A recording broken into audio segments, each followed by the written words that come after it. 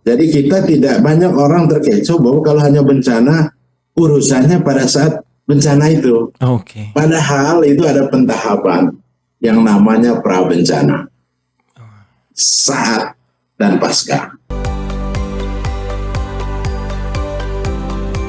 Polkesma Talks, inspirasi kesehatan untuk kita semua.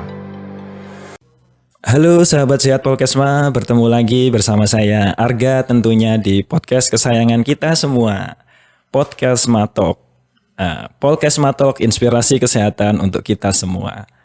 Bagaimana nih kabar sahabat sehat Polkesma dimanapun teman-teman berada ini ya, dimanapun dan kapanpun yang sedang mendengarkan podcast ini, semoga saya harap dalam keadaan yang sehat walafiat. Karena seperti yang kita tahu sekarang lagi musim pancaroba ini ya, pergantian musim dari musim panas ke musim penghujan, di mana tentunya ini akan banyak kejadian-kejadian yang tidak kita inginkan seperti banjir, kemudian tanah longsor. Nah, tentunya ini nanti akan melibatkan banyak tenaga-tenaga kesehatan dan tenaga medis untuk melakukan pertolongan pertama, baik itu kepada masyarakat, ya, khususnya terhadap masyarakat yang terdampak gitu. Terutama khususnya pada profesi perawat nih ya, karena kita tahu peran profesi yang turut berjasa di bidang kesehatan atau pada saat penanggulangan bencana itu tidak hanya melibatkan PMI atau BPBD aja, tapi juga ada beberapa profesi yang terkait tenaga medis maupun tenaga kesehatan lain seperti perawat. Nah, maka dari itu pada episode kali ini spesial. Hari ini kita akan bahas lebih lanjut nih tentang bagaimana atau peran profesi perawat dalam penanggulangan bencana. Mungkin sahabat sehat Polkesma udah penasaran nih, apa sih nanti sebagai seorang perawat tentunya bagaimana perannya untuk membantu menanggulangi bencana. Dan tentunya kurang kalau kita ngomongin tentang penanggulangan bencana tapi tidak menghadirkan pakar atau ahlinya. Nah, pada sore hari ini saya sudah bersama Bapak Harapan Ali Bernardus SKMMA. Beliau ini sebagai Direktur Pemulihan dan Peningkatan Fisik di BNPB. Bener nggih Pak Ali? Ya betul Mas. Oke, bagaimana Pak kabarnya Pak hari ini Pak? Baik Mas, baik. Ya, saya tadi baru habis rapat, sehingga saya buru-buru. Saya bilang saya 30 menit itu karena mau ketemu dengan sampean sama teman-teman pendengar khususnya dari profesi. Mungkin bisa disapa dulu sahabat sehat Polkesma sebagai pendengar kita Pak. Mungkin disapa dulu. Pendengar kita namanya sahabat sehat Polkesma. Polkesma ya. Polkesma. Ya. Selamat sore untuk sahabat-sahabat saya Polkesma. Saya sangat gembira untuk bisa bergabung. Untuk kita ya tadi tidak sampai pakar. Kebetulan saya bekerja di BNPB dan judulnya yang ditawarin sama Mas ini menantang benar. Jadi saya dibiarkan 1 minggu 2 minggu coba menyepi, mulai inspirasi gimana sih gitu. Dan jujur awal dulu bahwa saya gembira, bahwa saya tidak menyangka bahwa kok mau disodorkan gitu loh. Jadi Pak kami ini apa sih kan gitu pertanyaan. Dan saya sangat senang. Jadi moga-moga nanti dengan sharing saya menggugah kita untuk ini. Begitu dulu sapaan awal saya Mas. Terima kasih. Oke siap, terima kasih Pak Ali. Mungkin ini kita mulai dari kesibukan Bapak Ali nih sebagai kan Direktur Pemulihan dan Peningkatan Fisik di BNPB. Mungkin kesibukannya apa aja Pak selama ini Pak? Mungkin teman-teman sahabat Polkesma biar tahu gitu. Oke Mas, ya jadi tadi itu sudah disinggung ya bahwa jabatan saya tahu ini akan aneh dan kok istilahnya kan nanti connect-nya gimana itu Pak. Tapi saya mau cerita dulu nama saya. Saya ini alumni dari Malang loh Mas. Saya dari akademi, dari Akademi Gizi. Oh dari Akademi Gizi. Ya, jadi makanya SKMMA ini kan dari secara profesi saya udah mualaf ini ceritanya. Dari awal-awal dulu itu saya di kesehatan, mulai dari kuliah saya di Flores dulu di NTT, terus saya pindah ke Kemkes, saya sejak 2008 itu pindah ke BNPB. BNPB pun banyak orang nggak tahu. Apa itu BNPB? Orang nanya, apakah itu dia dengan Basarnas ya Pak? Nah, sebenarnya itu dipimpin setingkat kita nih setingkat kementerian, dipimpin oleh seorang kepala dan bertanggung jawab langsung kepada presiden. Nah, ada singkatan-singkatan yang mungkin tidak familiar, itu di daerah itu Badan Penanggulangan Bencana Daerah (BPBD). BPBD ya. Nah, dia biasa dia itu pakai baju oranye ya. Oranye itu adalah warna untuk tugas-tugas misi-misi kemanusiaan. Tapi bukan pemuda Pancasila ya Pak ya? Bukan. Yang saya khawatir juga ada juga yang apa ya? Kalau nggak salah itu kan saudara-saudara kita yang tugas untuk apa? Kebersihan lingkungan. Iya, kebersihan lingkungan Nah, juga. Pasukan yang oranye. lebih keren lagi karena dia sering baju di kanannya di belakangnya tulis BPBD. Ada banyak orang pikir itu orang bank. Wah, kaitannya dengan kan badan apa? Satu kan bank pembangunan daerah kan. Yeah. Orang sering agak bingung gitu. Oh, ini kok orang bank, kok ada kebencanaan. Padahal itu disingkat ya. Kalau kami di pusat BNPB, ini BPBD. Nah, terus nanti kalau lihat jabatan saya, sebenarnya kami kalau mau kasar, untuk hafal aja lah ya. Ada kaitannya dengan kedeputian. Jadi kita kalau dirjen, kalau tempat kami deputi. Deputi ada di bidang pencegahan. Ada deputi penanganan darurat, ada deputi rehabilitasi dan rekonstruksi. Walaupun ada Sestama, ada Irtama, ada juga deputi baru ya, sistem dan strategi, dan yang terakhir itu logistik dan peralatan. Saya di salah satu eselon 2 atau direktur di deputi bidang rehabilitasi dan rekonstruksi. Sebenarnya saya agak ngeri-ngeri sedap ini menyampaikan topik, tapi kebetulan saya karena dulu kuliahnya dekat dengan keperawatan itu, Poltekkes, waktu itu Poltekkes Perawat. Kedua, saya kerja di Dinas Kesehatan, saya kerja di Kemkes, ya bisa disambung-sambung lah begitu. Maka saya beranikan, ya sudah, saya coba ini, kalaupun nanti ada satu yang tidak ini bisa diluruskan. Tadi kaitan dengan tugas saya. Jadi kami itu sekarang sedang melakukan pendampingan terhadap kegiatan pasca bencana. Pasca bencana di berbagai tempat. Saya kalau ada kesempatan kuis, kita punya bencana namanya bencana masif ya. Bencana masif itu biasanya yang terdampak itu 5 sektor. Perumahan, infrastruktur, terus fasilitas sosial, ekonomi produktif, sama namanya lintas sektor. Lintas sektor berkaitan gedung-gedung pemerintah. Belum kita bahas mengenai manusianya yang terdampak. Gitu. Tugas kami itu kan lakukan pendampingan. Saya hanya mau mengingatkan kita, meninggalkan kembali ingatan kita. Mungkin ada yang sudah lupa, tapi kami tetap berkarya di situ. Katakan bencana di NTB, gempa NTB dasarnya, terus likuifaksi di Sulawesi Tengah, terus di Selat Sunda, itu Selat Sunda dulu itu, terus mungkin masih ingat itu di Malang aja lah, itu gempa kami sebut gempa Jawa Timur, itu 4 kabupaten yang terkena, Kabupaten Malang, terus apa namanya, yang Gunung Semeru ini apa? Lumajang, terus Trenggalek sama Blitar kalau nggak salah. Gitu. Itu baru gempanya, itu baru gempanya. Kalau erupsinya lain lagi itu Lumajang itu. Nah itu lagi. Terus di Seroja ya, siklon di NTT. Terus apalagi di tempat lain. Kalsel itu Kalimantan Selatan bencana banjir. Di Sulbar gempa. Sentani dulu banjir bandang. Maluku gempa. Halsel. Jadi kita nih dari Sabang sampai Merauke. Dan resources kita keluar cukup banyak ya terkait dengan itu kira-kira kesibukan kami Mas. Ini pun sekarang kami sedang membahas untuk penganggaran, terutama ya ada 6 kabupaten kemarin, salah satunya Kabupaten Malang. Sudah ada di gedung yang sama tapi dia di lantai 15, saya di 7. Oke. Ya, gitu Mas. Oke, sepertinya sibuk sekali ya dengan banyaknya bencana yang terjadi akhir-akhir ini mungkin Pak ya. Dan itu juga Ya, terjadi di seluruh saya Indonesia itu ya. ya saya ingatin gini tadi sampean bilang tuh, kalau kami itu ber itu berbahaya kalau bulan-bulan ber. Oh, kalau September, berber. Oktober, November, Desember itu kan bulan-bulan musim hujan Iya, iya. gitu. Jadi dan Mas untuk diketahui bahwa kita berada di cincin api ya. Kelilingi kita ada cincin, berapa lempeng aktif, berapa gunung yang aktif. Jadi kita kalau mau jujur ini siap siaga terus Indonesia. Oke. Gitu. Kita nggak tahu kalau ber tadi masih kita prediksi karena cuaca hujan ya. Tapi kalau namanya gempa, namanya erupsi gunung, Mama Loren pun nggak bisa pastikan itu. Apalagi Papa Loren.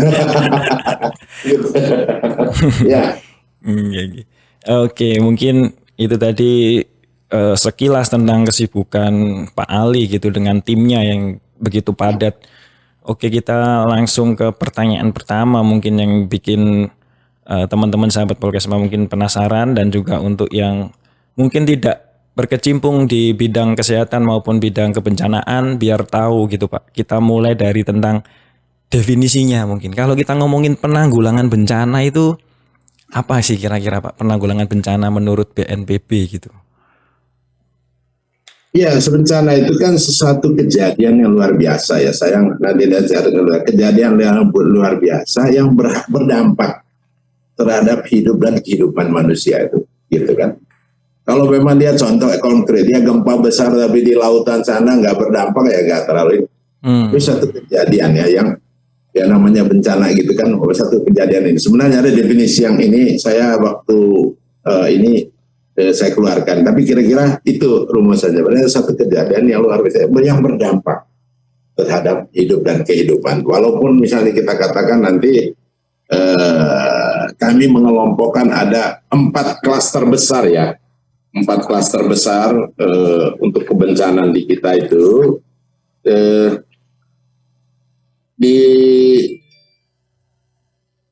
apa ya, di Republik ini kita dikatakan gini, awalnya dulu dikatakan Indonesia ini supermarketnya bencana, tapi kan orang tidak suka laboratorium kebencanaan. Kan artinya laboratorium masih kita positive thinking. Dari di sinilah bahwa ada kejadian, ada pembelajaran.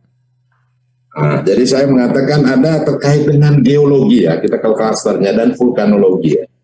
Letusan gunung api, gempa bumi, tsunami, likuifaksi, terus pergeseran tanah yang ya, pergerakan tanah. Terus ada hidrometeorologi ya, kebakaran hutan, kekeringan. Terus ada hidrometeorologi tipe 2 itu satu dari banjir yang tadi itu sampai bilang banjir, longsor, gelombang ekstrim, angin puting beliung.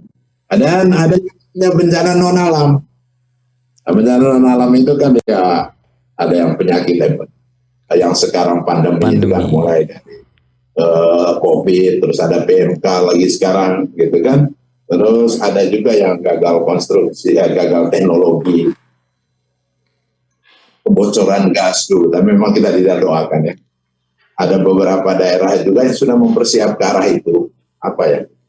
Satu dulu ancaman tuh Nubika ya, nuklir, biologi dan kimia. Jadi ada beberapa kita tidak mungkin sampai nuklir ya, tapi ada hal-hal tertentu yang kimia yang ya harus benar-benar di ini, jangan sampai kayak apa saya sebutannya di Rusia dulu kebocoran gas di apa Chernobyl. Itu kan juga sebenarnya masuk dalam bencana yang istilahnya tadi itu ya non alam ya, gitu. Tapi yang populer pada saat sekarang itu adalah kita pada saat COVID itu sama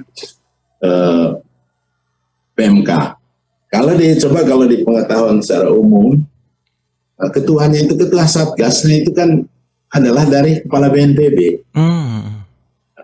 Mungkin karena berpikir itu ya mengelompokkan itu bahwa tadi itu kan termasuk bencana. Walaupun secara teknis tidak dilibatkan semua nanti unsur, tapi untuk leadingnya adalah ketua Satgasnya dari kepala BNPB. Gitu Mas. Oke, terlepas dari bencana alam dan non alam nih Pak, upaya penanggulangan yang sudah kita lakukan itu apa aja nih yang BNPB sudah upayakan terkait penanggulangan bencana-bencana yang udah Bapak Ali sebutkan tadi? sebenarnya kalau kita mau lihat itu 3 siklus ya. Jadi kita tidak banyak orang terkecoh bahwa kalau hanya bencana urusannya pada saat bencana itu. Oke. Padahal itu ada pentahapan yang namanya prabencana, saat dan pasca. Ingat aja itu. Nah, walaupun tadi itu ada di kami itu namanya kedepitan sistem dan strategi. Itu 3 tahun terakhir atau 4 tahun terakhir baru dibentuk. Tapi aslinya dulu hanya 3 kedeputian. Deputi pencegahan dan kesiapsiagaan, deputi penanganan darurat, deputi rehabilitasi dan rekonstruksi, dan logistik dan peralatan. Kalau kita mau lihat bahwa teman-teman kita di pencegahan dan kesiapsiagaan itu, ya mereka punya aktivitas. Jadi mungkin sampean pernah dengar, ada geladi, ada pelatihan apa segala macam, Simulasi. ada edukasi, ada early warning system, misalnya pasang alarm segala macam gitu kan. Nah, itu adalah dalam rangka untuk persiapan pencegahan. Sehingga saya nanti mengatakan bahwa yang mungkin dapat pertanyaan pada saat sesi berikutnya. Terus pada saat penanganan darurat, waktu pada saat penanganan rame itu, nah, karena di situ kan ada beberapa kegiatan. Nah, salah satunya adalah search and rescue ya, pencarian dan penyelamatan. Terus ada kegiatan yang terkaitan dengan penanganan pengungsi, ada kegiatan dengan medis. Jadi ada klaster medis. Terus ada klaster yang mungkin kaitan dengan fasilitas dasar itu lah, yang kebutuhan yang emergensi ya, darurat gitu. Dan ada penanganan pengungsi. Jadi itu ada beberapa klaster lain, klaster nanti sekretariatan apa segala macam. Terus kami di Rehaprekon, ya kami merehabilitasi, menormalisasikan lagi yang fasilitas-fasilitas publik pun rekonstruksi, membangun kembali. Yang tadi saya bilang 5 sektor tadi itu. Baik fasilitas sosialnya, infrastrukturnya, dan kami adalah di perumahan dan kegiatan-kegiatan ekonominya juga, dan di lintas sektor yang kaitannya dengan gedung-gedung pemerintah. Itu Mas. Oke, siap. Jadi kita kalau ngomongin bencana itu tidak bisa pada saat bencana aja ya Pak, tapi ada pra bencana, kemudian saat bencana dan pasca bencana. Dan masing-masing itu ada penanggulangannya sendiri-sendiri masing-masing ya Pak. Oke. Lalu apa ya yang bisa tenaga medis, peran sebagai tenaga medis maupun tenaga non medis, kemudian masyarakat di tiap-tiap tahapan tadi, mungkin peran tenaga medis pada saat pra bencana pasti ada ya, atau pada saat bencana itu gimana, kemudian masyarakat juga perannya seperti apa pada saat di 3 tahapan itu Pak? Oke, pertanyaan menarik Mas ya. Itu yang saya katakan tadi itu, jangan sampai saya senang itu pertanyaan ini. Gimana tugas kami perawat ya? Ingat, satu paradigma pendekatan dan penanggulangan bencana itu multi helik ya. Multi helik. Penta malah ya, penta kalau kita batas ya, penta 5. Pemerintah, masyarakat, dunia usaha, akademisi sama media. Saya coba mengatakan yang perawat ini dia di posisi mana? Perawat sekarang saya coba kaitan, dia perawat, dia kerja di dinas kesehatan nggak? Atau kerja di bidang yang kaitannya? Berarti dia nanti kalau ya dia di dinas kesehatan, apakah dia sebagai pemerintah masuk dia di situ? Sekarang masyarakat, dia masyarakat apa? Bisa aja dia relawan medis. Kenapa tidak? Dan itu nanti saya kaitkan kerjaannya. Terus kalau dia di dunia usaha, satu saat bisa aja dunia usaha dia berkembang untuk membantu tenaga-tenaga yang memang untuk sumbangannya dia menyediakan jasa-jasa untuk keperawatan di bidang kedaruratan, walaupun ini impian ya. Terus akademisi ya sekarang kan mungkin di keperawatan sekarang itu tidak hanya kita pikir normal-normal aja sekarang. Saya udah memberitahukan sekarang bahwa kita ini hidup di tengah ancaman bencana, berbagai bencana. Apakah sudah diupdate enggak di akademisi terkait keperawatan? Katakan terkait dengan PMK, terkait dengan COVID, terkait dengan berbagai ancaman. Katakan gunung. Saya kalau minta tahu gunung api, mungkin kalau kita mau tes ancamannya apa, obat apa yang disediakan, belum tentu banyak yang tahu. Jangan sampai hanya pikir soal malaria, soal influenza, soal ini. Jadi udah saya membawa untuk mengenal ancaman-ancaman kebencanaan kita ke arah itu. Kenapa? Tiba-tiba sampai ditugasin di daerah-daerah yang memang di gunung berapi, pasti kaitannya pengadaan persiapan sumber daya, termasuk kepandaian itu juga adalah kepandaian yang terkait dengan dikaitkan dengan ancaman tadi. Sehingga kalau keperawatan saya katakan tadi itu dia ada di prabencana mengenai edukasi. Yang tahu edukasi mengenai kesehatan kan, apakah untuk masyarakat mungkin yang mengatakan bagaimana hadapi, katakan ya untuk makanan pada saat bencana itu kan emergensi. Bagaimana orang kesehatan memberi kekuatan, walaupun ini ya saya geser sedikit ahli gizi nggak ada, kan ada perawat lah. Minimal kalau perawat yang ngomong tuh didengarin sama orang-orang. Ya kan gitu. Jadi ada orang kalau makan sayuran, makan ini tidak bergizi, kan salah. Saat emergensi kan lain. Yang penting dia untuk bertahan hidup dulu. Dan itu hanya orang-orang kesehatan yang ngomong. Kalau ada dokter syukur. Kalau ada perawat kuatkan mereka. Gitu. Pelatihan, katakan pelatihan untuk penanganan darurat. Banyak orang mengatakan, sampean kalau dari kesehatan pasti tahu. Orang yang patah tulang salah ditolong itu bukannya menyembuhkan, malah mematikan. Malah memperparah. Kan gitu. Iya. Malah lebih parah. Artinya diajarin. Apakah kan yang memberikan pertolongan itu kan karena dia modal nekat, bonek kan kata orang-orang Jawa Timur. Tetapi alangkah baiknya udah bonek dia educated. Iya tak? Dia diajarkan. Itu maksud saya tugasnya di kaitan dengan perawatan. Mungkin juga persiapan menghadapi pengungsian nanti, terus saya satu poin saya juga untuk karena kebencanaan makin parah berdampak itu kan terkait dengan vulnerable kerentanan. Salah satu yang saya tahu dulu itu kelompok-kelompok rawan untuk kerentanan ya mungkin salah satunya imunisasi imunisasi ditingkatkan. Itu saya bercerita dari pasca pada saat itu kita ada mengelompokkan klaster.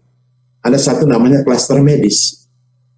Nah, klaster medis itu kan jadi itu kan di kasus medis ini.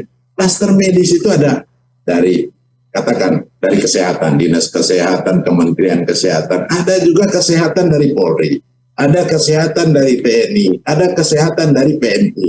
Biasanya itu dari dinas kesehatan menjadi leadingnya. Walaupun kalau ada tentara, ada polisi, dia lihat pangkat paling tinggi di situ, kolonel kah, minasa itu jadi lead. Ya menyamakan atur SOP mereka. Terus kalau dengan SAR, Search and Rescue, apakah ada tidak tugas? Ada. Saya sering menjadi perancang terhadap gladi ya. Andaikan orang yang terjebak dalam satu bangunan reruntuhan, SAR itu tugas dia mencari dan menyelamatkan. Setelah dia keluar dari itu tugas orang kesehatan. Nah, itu yang saya mengatakan ya teman-teman di kesehatan, di perawatan, kuatkan itu tentang medis dalam saat emergensi. Begitu. Terus ada satu lagi yang saya tahu itu adalah triase. Triase itu memisahkan yang terdampak itu kan ada pemasangan. Sampean kenal ya triase itu, tahu? Iya Pak.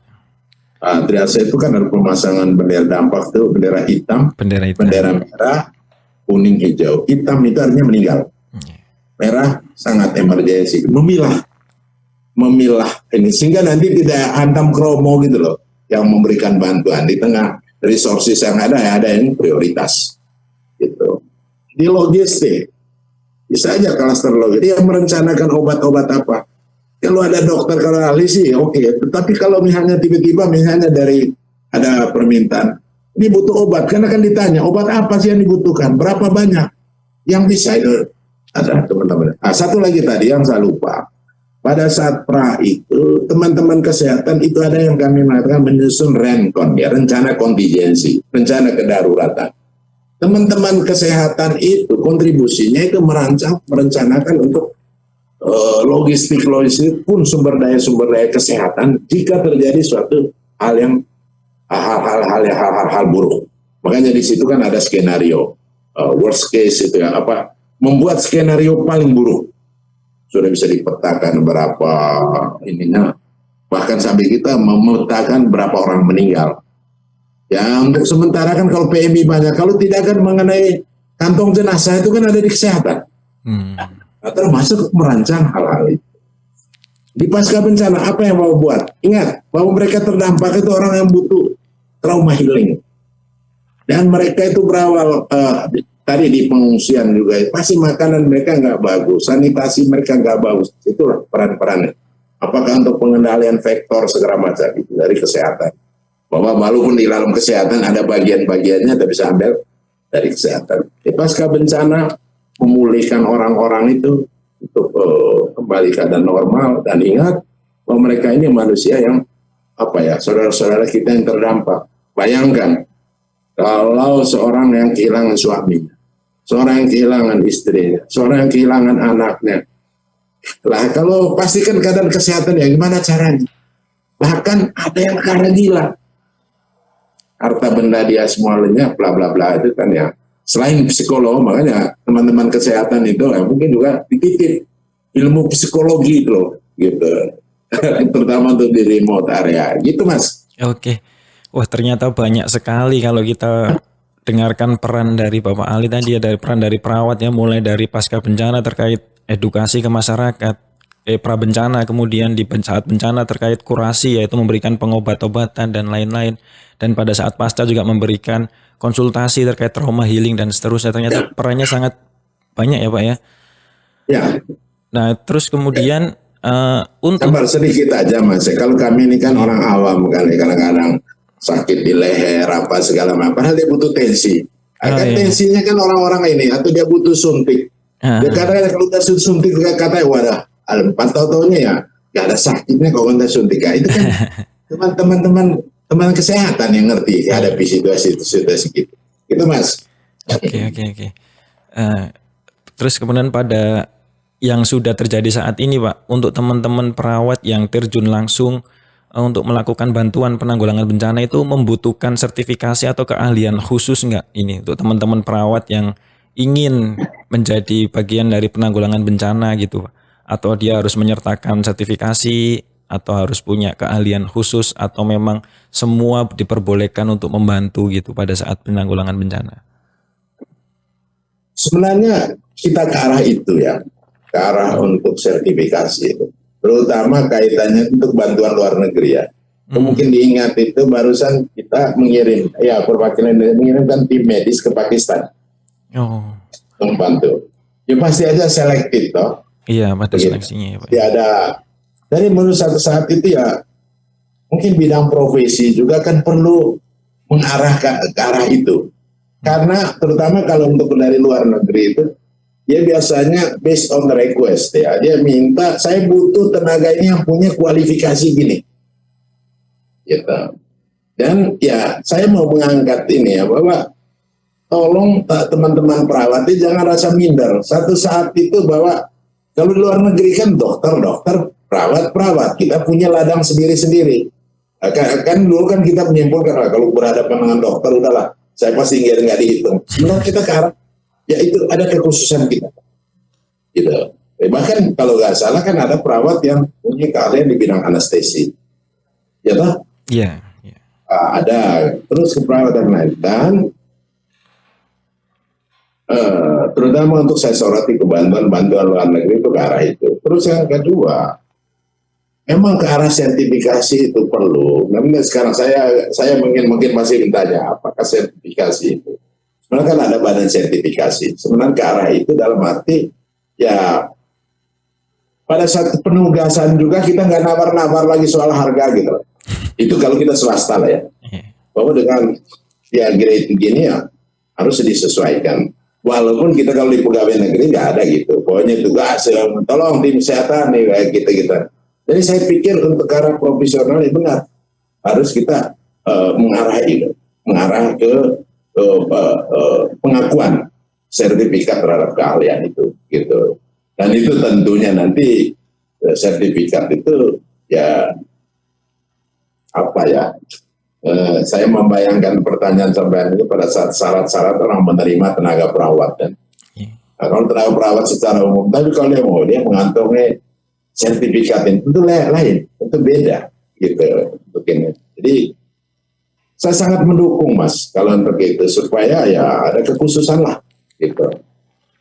Saya lupa ya apakah di titik kita ini ada nggak pembenahan karet. Tapi untuk badan sertifikat ini sertifikasi itu sudah mengarah ke situ. BNPB pun begitu, gitu. Sudah ke arah itu. Mungkin itu juga sebagai bukti bahwa perawat itu kompeten gitu dan layak untuk menolong ya Pak ya.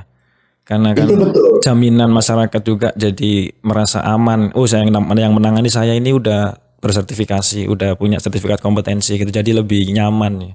Mungkin dari segi masyarakat. Mas, salah penanganannya orang tanya, siapa itu yang tangani kan perawat kan katanya gitu loh.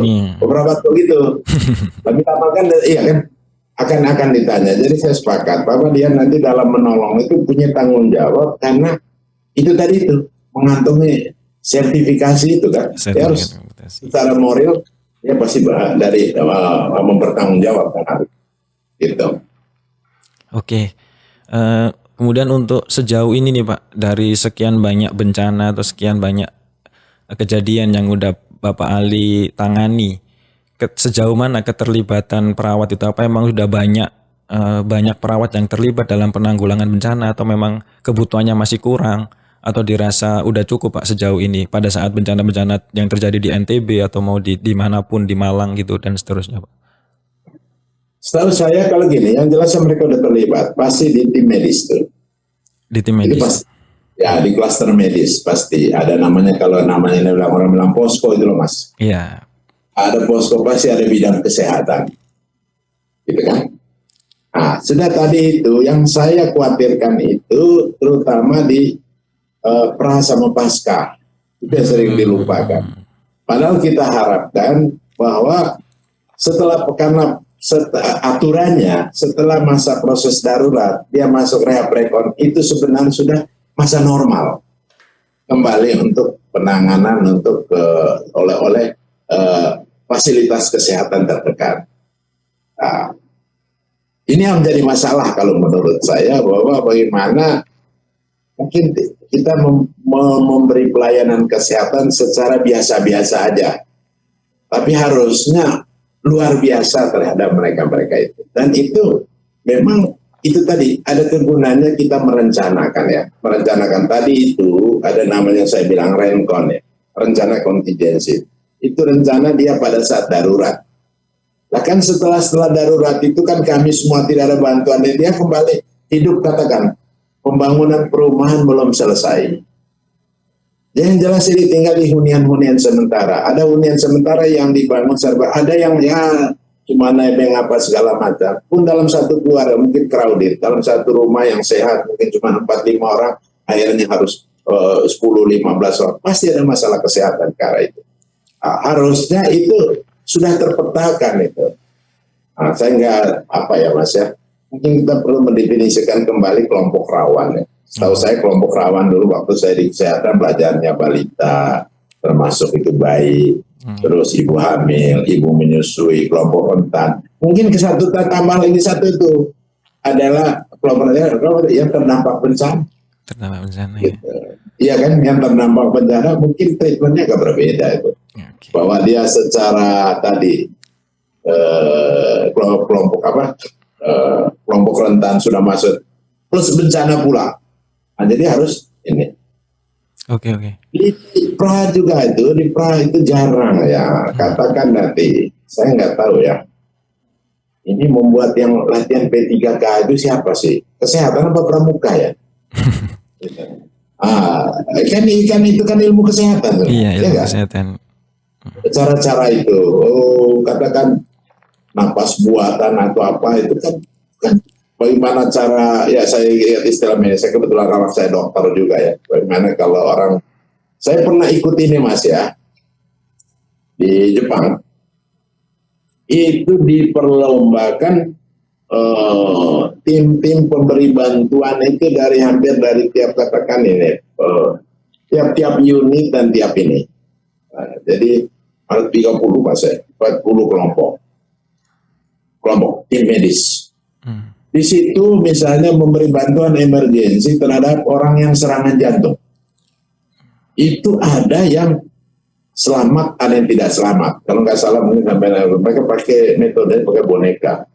Jadi langsung boneka itu jadi ketahuan, terdeteksi. Penanganan benar apa yang terjadi itu terlihat. Jadi ada yang aduh kalah kelompok saya. Kenapa? CPR gitu. Ya, ketika katakan pasiennya meninggal, berarti dia gagal penanganannya. Artinya maksud saya mungkin saatnya kita latihan. Apalagi tadi saya sudah katakan, ini kita ada ancaman. Jadi harus well prepare ya. Jadi katanya kesiapan atau kesiapsiagaan yang bagus itu menjadi modal. Saya mungkin ingatkan gini. Apakah nanti Pak kami tidak ada pembiayaan? Jadi diskusikanlah dengan penentu kebijakan. Pak ini kebijakan kita butuh latihan ini, begitu. Apun mungkin stok obat juga ya. Ini nggak ini loh kok ngabur aja. Obat apa yang sampean ini kan gitu. Yang reasonable, yang beri alasan yang kuat adalah orang medis. Orang medis ini. Iya, begitu. Oke. Jadi mungkin keterlibatan di sektor medis sudah cukup, tapi mungkin untuk di pra bencana dan pasca bencana memang masih butuh ditingkatkan lagi peran perawatnya di situ ya Pak ya. Karena kalau menurut saya begini, artinya ambil bidang dia begitu. Jadi untuk perawatan bisa diidentifikasikan. Artinya jangan kerja sendiri lah pada saat itu.